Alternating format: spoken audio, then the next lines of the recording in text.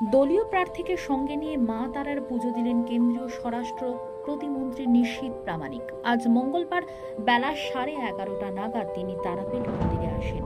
বীরভূম লোকসভা কেন্দ্রের বিজেপির প্রার্থী দেবতনু ভট্টাচার্যকে সঙ্গে নিয়ে তিনি মা তারাকে পুজো দেন। এদিন বিজেপি প্রার্থী দেবতনু ভট্টাচার্যের সমর্থনে বীরভূমে বিভিন্ন এলাকায় ভোট প্রচার করবেন নিশীথ প্রামাণিক।